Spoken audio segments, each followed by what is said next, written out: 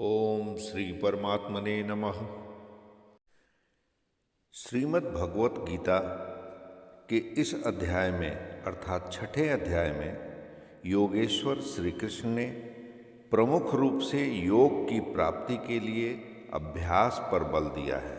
अब तक के अध्याय के अनुसार दिए गए ज्ञान के अनुसार अर्जुन ने भली भांति समझ लिया कि ज्ञान मार्ग अच्छा लगे अथवा निष्काम कर्म योग, दोनों दृष्टियों में कर्म करना ही है। फिर भी 5वें अध्याय में अर्जुन ने प्रश्न किया कि फल की दृष्टि से कौन सा श्रेष्ठ है और कौन सा सुविधाजनक है। इस पर श्री कृष्ण ने कहा कि दोनों ही परम श्रेय को देने वाले हैं, एक ही स्थान पर दोनों पहुंचते हैं। फिर भी सांख्य की अपेक्षा निष्काम कर्म योग श्रेष्ठ है, क्योंकि निष्काम कर्म का आचरण किए बिना कोई सन्यासी नहीं होता। दोनों में कर्म एक ही है। महाराज श्री कृष्ण बोले कि कर्म फल के आश्रय से रहित होकर, अर्थात कर्म करते समय किसी प्रकार की कामना रखते हुए जो कार्यम कर्म करने के योग्य प्रक्रिया विशेष को करता है, वही सन्यासी होता है और वही योगी होता है।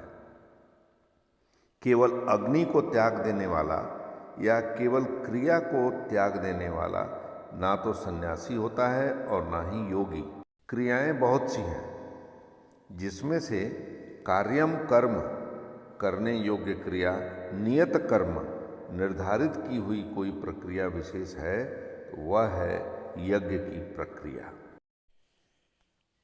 मनुष्य को चाहिए कि वे अपने द्वारा अपना उद्धार करें, अपने आत्मा को अधोगति में न पहुंचाएं, क्योंकि यह जीवात्मा स्वयं ही अपना मित्र है और यही अपना शत्रु भी है। जिस पुरुष द्वारा मन और इंद्रियों सहित शरीर को जीता हुआ है, उसके लिए उसकी आत्मा उसकी मित्र है, और जिसके द्वारा मन और इंद्रियों सहित शरीर नहीं जीता गया, उसके लिए वह शत्रु है।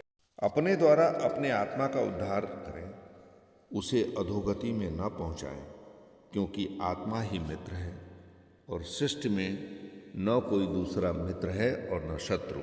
जिसके द्वारा मन इंद्रियों पर जीत लिया गया है, वही मित्र बन के व्यवहार करता है, और जिसके द्वारा मन सहित इंद्रियां नहीं जीती जा चुकी हैं, उसके लिए उसकी आत्मा शत्रु के रूप में व्यवहार करती है।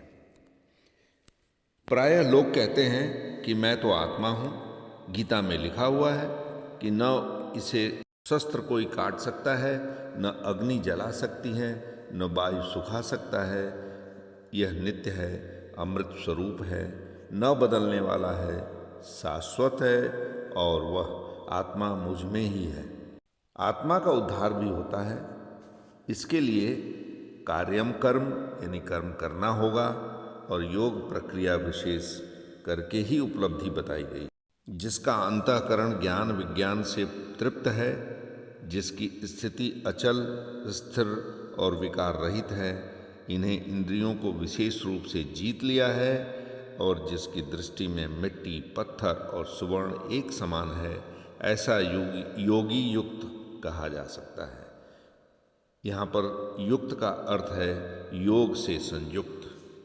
यह योग की पराकाष्ठा है। जो संसार के संयोग और वियोग से रहित है, उसी का नाम योग है। जो अत्यंतिक सुख है, उसके मिलने का नाम योग है। जिसे परम तत्व परमात्मा कहते हैं, उसके मिलने का नाम योग है। वह योग न उकताए हुए चित्त से निश्चय पूर्वक करना कर्तव्य है। धैर्य पूर्वक लगे रहना ही योग में सफल होता है। जिसका मन पूर्ण रूपेण शांत है, जो पाप से रहित है, जिसका रजोगुण शांत हो गया है, ऐसे ब्रह्म से एकीभूत योगी को सर्वोत्तम आनंद प्राप्त होता है, जिससे उत्तम कुछ भी नहीं है। भगवान इसी पर पुनः बल देते हुए कहते हैं कि पाप रहित योगी इस प्रकार आत्मा को निरंतर उस परमात्मा में लगाता हुआ सुखपूर्वक पर ब्रह्म परमात्मा की प्राप्ति के अत्यंत आनंद की अनुभूति करता है। वह ब्रह्म स्पर्श अर्थात ब्रह्म से स्पर्श और प्रवेश के साथ अनंत आनंद का अनुभव करता है। अतः भजन अनिवार्य है। भगवान आगे कहते हैं कि निःसंदेह मन चंचल है, बड़ी कठिनाई से वश में होने वाला है। मन को वश में न करने वाले पुरुष के लिए योग प्राप्त होना कठिन है, किंतु स्ववश मन वाले प्रयत्नशील पुरुष के लिए योग सहज है। जितना कठिन तू मान बैठा है उतना कठिन नहीं है, अतः इसे कठिन मानकर छोड़ो मत। प्रयत्नपूर्वक लगकर योग को प्राप्त करो, क्योंकि मन वश में करने पर ही योग संभव है। भगवान इस बात को स्पष्ट करते हैं कि संसार के संयोग वियोग से रहित अनंत सुख का नाम ही योग है। योग का अर्थ है उससे मिलन। जो योगी इसमें प्रवेश पा जाता है वह संपूर्ण भूतों की समदृष्टि वाला हो जाता है। जैसे ही अपनी आत्मा वैसे ही सबकी आत्मा को देखता है। वह परम पराकाष्ठा की शांति को प्राप्त कर लेता है। अतः योग आवश्यक है।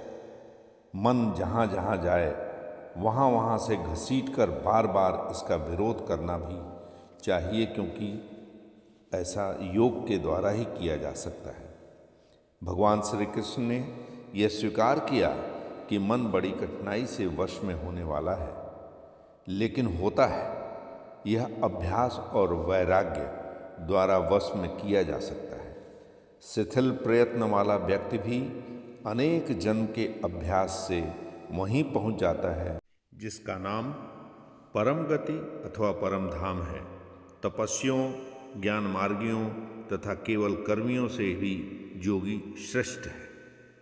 इसलिए हे अर्जुन, तू योगी बन, समर्पण के साथ अंतर्मन से योग का आचरण कर। हरि ओम तत्सत।